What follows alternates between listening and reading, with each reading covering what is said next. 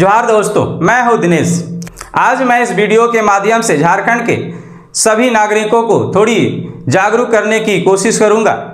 अभी फिलहाल ही लोकसभा की चुनाव संपन्न हुई है और झारखंड में जो है वो विधानसभा की चुनाव आने वाली है और इस चुनाव के प्रचार प्रसार के लिए विभिन्न दल आपके क्षेत्र में आएंगे और अपनी वादे करेंगे और वादे करके अपनी पार्टी की ओर आकर्षित करने की कोशिश करेंगे। तो आज हम इस वीडियो के माध्यम से झारखंड के सभी नागरिकों को थोड़ी जागरूक करने की कोशिश करूंगा, जानकारी दूंगा कि कैसे सरकार बनाई जाती है झारखंड में और किस दल हमारी समर्थन में कार्य करेगी, कौन सी दल हमें लूटेगी, उसी के बारे में आज चर्चा करने वाले हैं। और ये एक बहुत बड़ा आज इसमें डिस्कस करेंगे कि जेबी केसेस पार्टी बनने से जेएमएम बहुत खुश है, इसके पीछे का रीजन क्या है, आज हम इसी में चर्चा करने वाले हैं। और विधानसभा के चुनाव के लिए जेबी केसेस को क्या करना चाहिए उसके बारे में चर्चा करने वाले हैं। सबसे पहले मैं झारखंड के नागरिकों को बताना चाहूंगा कि झारखंड में विधानसभा की सीटें जो हैं वो 81 हैं और इस पर सरकार बनाने के लिए बहुमत सीट जो है वो 41 होना चाहिए। जिस दल की सीट 41 होगी उसी दल की सरकार बनेगी, मतलब मुख्यमंत्री बनेगी। मैं झारखंड के लोगों से ये कहना चाहूंगा कि आज तक कोई भी क्षेत्रीय पार्टी झारखंड के प्रति कार्य करने की नहीं सोची है। इसके पीछे क्या कारण है ये वीडियो में आपको पता चल जाएगी। देखिए, झारखंड के जितने भी क्षेत्रीय पार्टी है, जैसे कि मुख्य रूप से अगर देखा जाए बड़े में तो आसू है, जेएमएम है और अभी फिलहाल जेबी केसेस है। तो जेबी केसेस तो खैर अभी एक भी विधानसभा का चुनाव नहीं लड़ा, इसको हम अभी ब्लेम नहीं डालेंगे। लेकिन अगर हम क्षेत्रीय पार्टी की बात करें तो आसू और जेएमएम ये कभी भी झारखंड के विकास के लिए नहीं चाह रहे हैं। ऐसा हम क्यों कह रहे हैं तो ध्यान से समझिए। ऐसा हम इसलिए कह रहे हैं क्योंकि आसू जो है हमेशा गठबंधन किसके साथ करती है तो बीजेपी के साथ करती है और जेएमएम जो है वो किसके साथ गठबंधन करती है तो कांग्रेस के साथ करती है। ऐसा क्यों करती है? क्योंकि ये अपनी वोट बैंक बना रखे हैं। जैसे कि अगर अभी देखा जाए आसू का जो अगर वोट बैंक जो है वो महतो सब है, महतो सबसे ज्यादा, क्योंकि ये आमतौर पे महतो पार्टी के नाम से जाना जाता है तो मुख्य रूप से इसमें महतो सभी ज्यादातर वोट देते हैं, इसके अलावा अन्य भी देते हैं, लेकिन ज्यादातर इसका वोट बैंक जो है वो महतो है। बीजेपी के ज्यादातर वोट बैंक जो है वो बाहरी लोग हैं। और जेएमएम की बात करें तो जेएमएम का जो वो वोट बैंक जो है वो कौन सब है तो आदिवासी है, आदिवासी। इस चीज को ध्यान से समझ लीजिए, तभी आप समझिएगा कि जेबी केसेस की सरकार बनेगी कि जेएमएम की सरकार बनेगी कि आसू की सरकार बनेगी।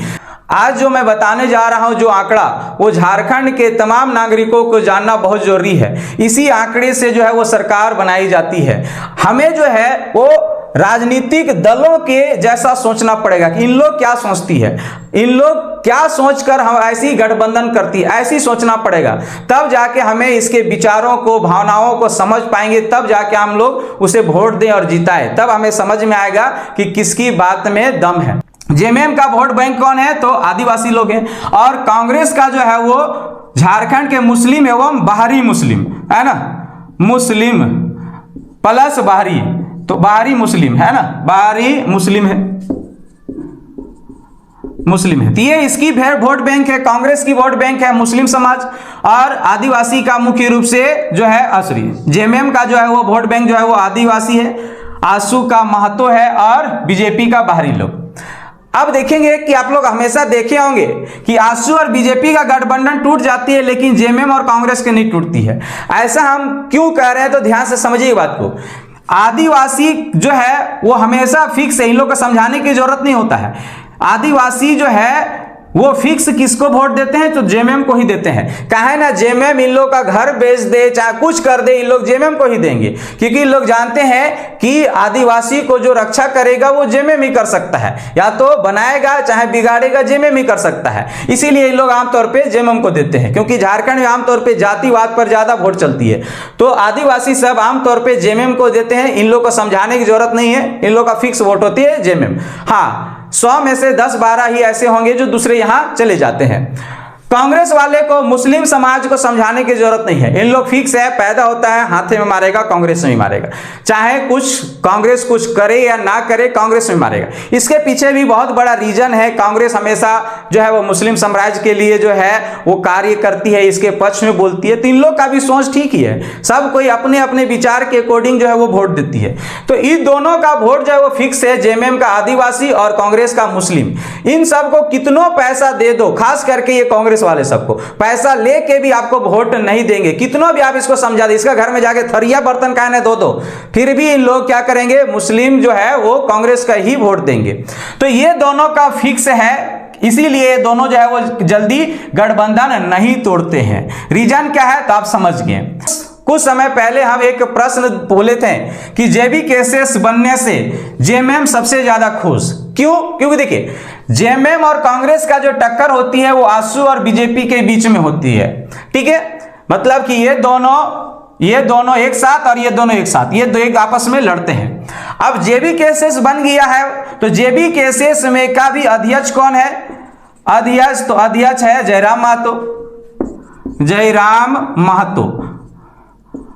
जयराम महतो है। अब देखिए कि जेबी केसेस भी मुख्य रूप से जो है ये महतो वोट को ही काटता है, महतो वोटर। इसके भी जो ज्यादा वोटर जो है वो कौन है? तो महतो वोटर ही है। तो ध्यान से समझिए बात को कि जेएमएम क्यों खुश है। तो जेएमएम इसलिए खुश है कि जेबी केसेस और तूफान पे उड़े, इससे कोई मतलब नहीं है, क्योंकि जेबी केसेस जितना तूफान पे उड़ेगा उतना आंसू के वोट कटाएगा।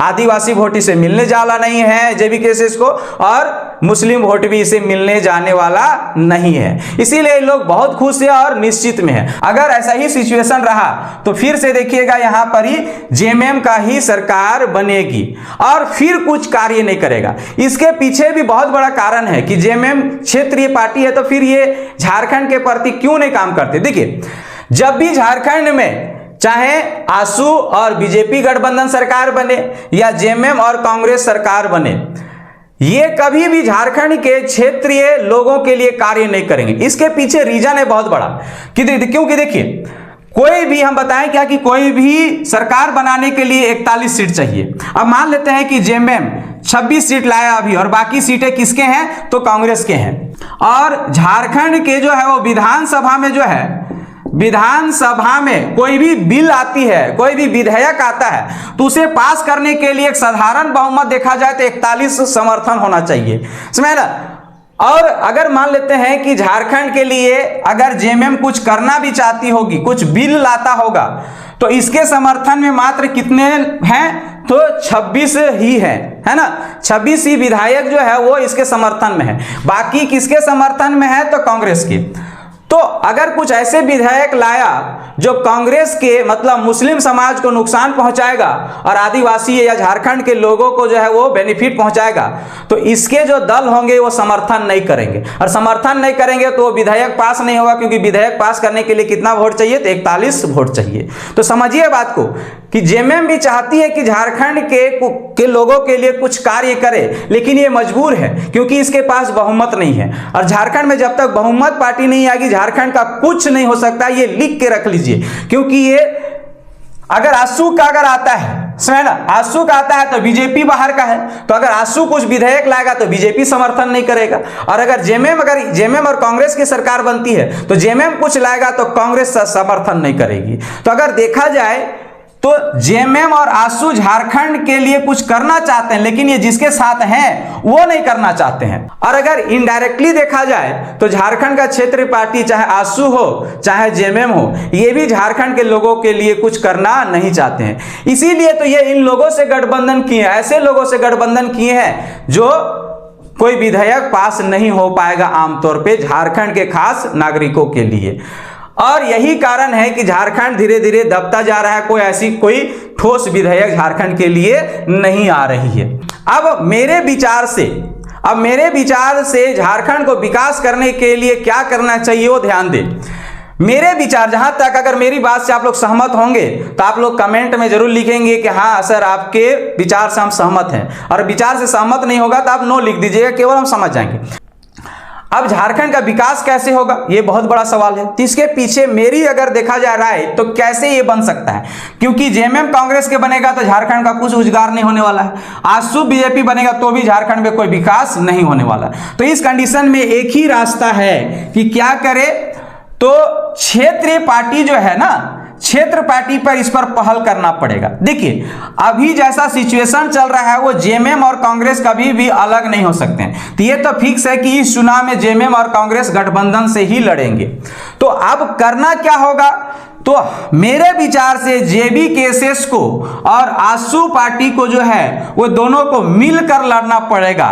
40+41 सीटों पे ये दोनों लड़े, और अगर अलग अलग लड़ा तो ये बहुत नुकसान होगा, क्योंकि ये दोनों पार्टी जो है वो अभी इसके वोट बैंक कौन है, तो महतो है, समझे ना, सबसे ज्यादा जी दोनों का वोट बैंक जो है वो महतो है। और ये दोनों जहां अलग अलग लड़े तो सबसे ज्यादा खुश होगा कौन, तो जेएमएम होगा, समझे ना। और ये जेएमएम जान रहा है कि मेरी सरकार बनेगा और हम कुछ उखाड़ नहीं पाएंगे, फिर भी जनता के लिए कौन जीता है, कौन सा नेता जो है वो जनता के लिए काम करेगा, ये सोच रहा है कि अपना दिल्ली में और एक आध को फ्लैट ले लेंगे, समझे ना, कौन, तो यही हेमंत सरकार।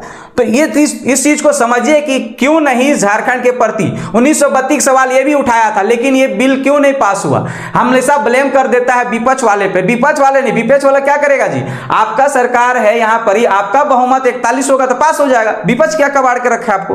तो ध्यान से समझिए, हर सरकार विपक्ष पे ब्लेम डालेगा, विपक्ष हमेशा सरकार को ब्लेम डालेगा, और ये दोनों चट्टा भट्टा चलते रहेगा और अपना पैसा वगैरह ढूंढते रहेगा, जनता बीच में पिसाते रहे। तो देखिए मेरे विचार से जो है वो इस समय जेबी केसेस और आजसू को एक साथ मिलकर लड़ना चाहिए 40+41 सीटों पे। आजसू प्लस जेबी केसेस 40+41 सीटों पे लड़े। जेएमएम के साथ नहीं जाना है, क्योंकि जेएमएम जो है वो सेपरेट नहीं होगा, किसके साथ, कांग्रेस के साथ। और अगर यहां जाइएगा जेएमएम और कांग्रेस के साथ, यहां आपको बराबर सीट नहीं देगी। कैसा देंगे, तो आपको देंगे 5 सीट 7 सीट ऐसा देंगे, क्योंकि अब इसकी सरकार है, और सरकार है तो कोई भी नहीं चाहेगा कि हम आधे आधे में लड़े। बीजेपी के साथ भी नहीं जाना, क्योंकि बीजेपी के साथ जाइएगा तो बीजेपी देखिए आजसू को कितना सीट देता है, 10-12 सीट देता है लड़ने के लिए, बराबर नहीं देगा। तो जेबी केसेस भी जाएगा इसके साथ तो इसको भी 10-12 देगा, उससे ज्यादा थोड़ी ना देगा। तो पता चलेगा कि गठबंधन सरकार फिर बीजेपी का बनेगा। तो इसमें एक पहल हमारा दिख रहा है कि ये अभी अगर सबसे ज्यादा चर्चित क्षेत्रीय पार्टी आजसू और जेबी केसेस है, और ये दोनों का वोट बैंक महतो है, तो महतो का वोट कटे नहीं, इसीलिए दोनों को साथ में मिलकर लड़ना चाहिए 40+41। और यहां यह बात होनी चाहिए कि जिसकी ज्यादा सीट आएगी वो सीएम बनेगा, और जिसकी कम आएगी उसके उप सीएम बना देंगे। क्या बना देंगे, उप सीएम। तो सोचो कि आजसू का अगर आजसू ज्यादा आया तो सीएम बनेगा कौन, तो आजसू का अध्यक्ष सुदेश महतो। अगर जेबी केसेस की आया तो सीएम बनेगा कौन, तो जयराम महतो।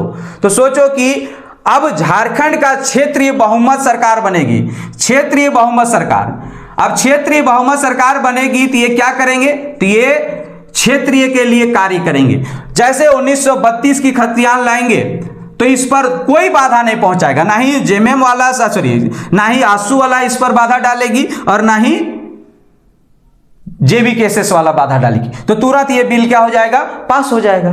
तो ये आपको विचार को समझना पड़ेगा। अन्यथा अगर ये आजसू और जेबी केसेस अगर फिर से सेपरेट लड़ गया, और अगर ये जेबी केसेस से लड़ेगा तो ये फिक्स से आजसू बीजेपी के साथ लड़ेगा, क्योंकि आजसू भी अकेले लड़के देख लिया। पिछले साल आजसू अकेले लड़ा था, मात्र 2 सीट आया, समझ रहे, तो इसकी भी औकात दिख गया। तो ये हमेशा गठबंधन कर लेगा बीजेपी के साथ, ये फिक्स है कि कांग्रेस के साथ जाएगा ही। जेबी केसेस अकेले लड़ेगा तो फिर से क्या होगा, ध्यान समझिए, फिर जो अभी लोकसभा के चुनाव में जो रिजल्ट हुआ, जेबी केसेस कहीं से नहीं जीत पाया, वही रिजल्ट फिर आने वाला है। और फिर जेबी केसेस के समर्थक यही स्टेटस लगाएंगे कि AJSU plus BJP 4 lakh, JMM plus Congress 3.5 lakh, और जेबी केसेस अकेला 3 लाख लाया। तो बोलो जीता कौन। अभी स्टेशन में यही चल रहा है कि AJSU plus BJP 4 lakh, JMM plus Congress 3.5 lakh, और जेबी केसेस का दिया कल्ले जयराम महतो 3 लाख लाया। तो बोलो विजय कौन। अरे भैया विजय 1 सीट से हारी की 1 वोट से जीते चाहे 4 वोट से जीते, जो विजय होता है वो विजय होता है।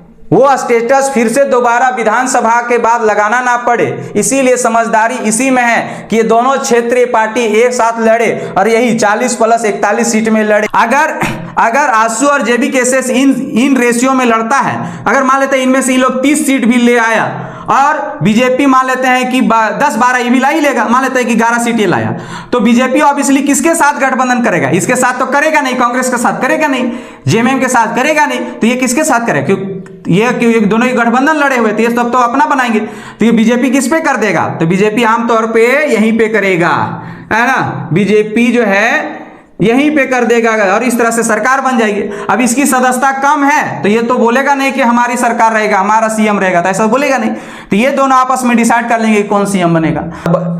कोशिश रहेगा यही कि आसू और जेबी केसेस का ही बहुमत सरकार बने, तब क्या होगा कि झारखंड के क्षेत्रीय पार्टी के लिए कुछ काम होगा और फटाफट बिल पास होगा। समझिए बात को कि जेएमएम भी झारखंड के लिए कुछ करना चाहती है, लेकिन कोई बिल लाता है तो पास नहीं हो पाता। रीजन, क्योंकि ये कांग्रेस के साथ गठबंधन है और कांग्रेस में किसका वोट बैंक मुस्लिम प्लस बाहरी मुस्लिम है, तो अगर ये क्षेत्रीय लोगों के लिए कुछ करना चाहते होंगे तो जो बाहरी विधायक सब है वो उसके समर्थक में नहीं आते हैं और ये विधेयक पास नहीं होता है। तो इस रीजन को समझिए और इसी रेशियो के साथ, मेरे विचार से इसी रेशियो के साथ लड़ना चाहिए। अन्यथा अगर जेबी केसेस और आसू अलग अलग लड़े तो सबसे ज्यादा खुश जो होगा वो जेएमएम होगा और जेएमएम की फिर से सरकार बनने वाली है, ये लिख के रख लीजिए। मेरी राय कैसी लगी आप लोग कमेंट करके बताइए। चलिए मिलते हैं नेक्स्ट वीडियो में, तब तक के लिए गुड बाय।